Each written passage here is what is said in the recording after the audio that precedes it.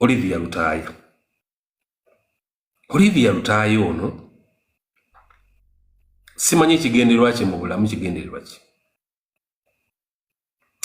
Saawa zino Breaking news, amawulire guwa agava waliri ku poliisi oba prison y'e Kitalya nkugambye amawulire si malungi ku saidi ya Olivia Lutaaya.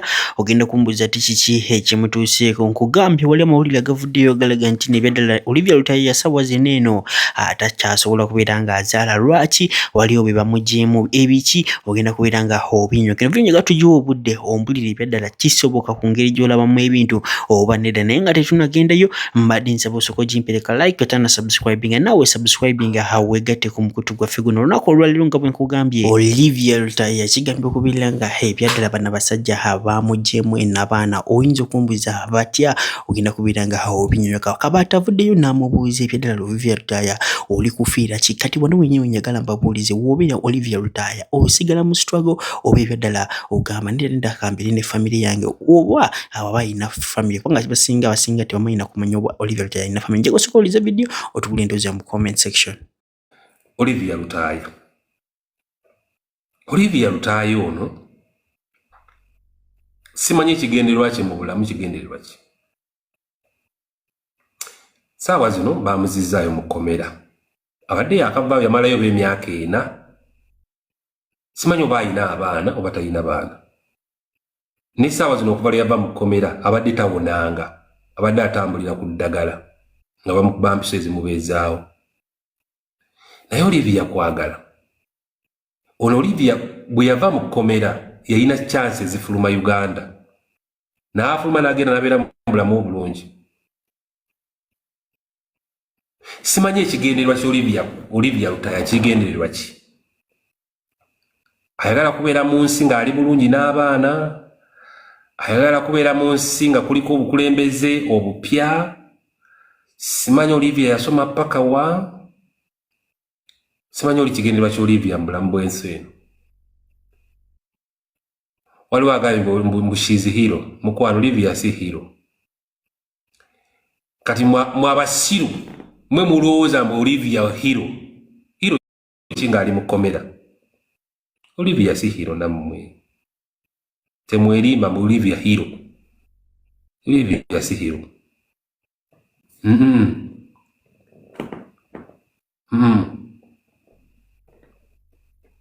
Simanyi avuma.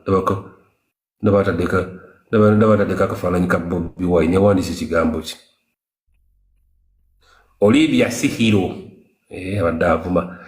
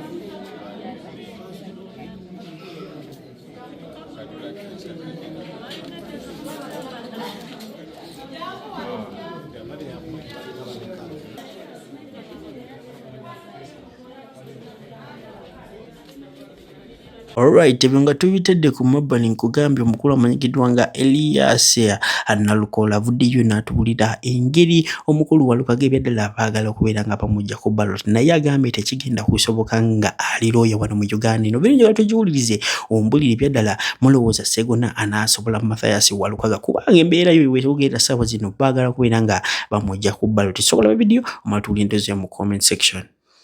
Nti ate baddayo ne bakeberako ne bagamba nga expiringa nti diguli eba efudde olw'okuba akapapula kaweddeko kiri expiration okuggwako okwayogerwako bw'oba nga teweeyongeddeeyo kukola ki kusoma naye kasigala kasaba emirimu niwe mba seeyongeddeeyo okusoma anti nkugambye bwe bakugamba nti nno waliyo obuyigirize obuggwako nasose bulaba wano kuba omuntu okulya okuggwako kutegeeza butasaba kujja nga tosabye kweyongerayo kusoma.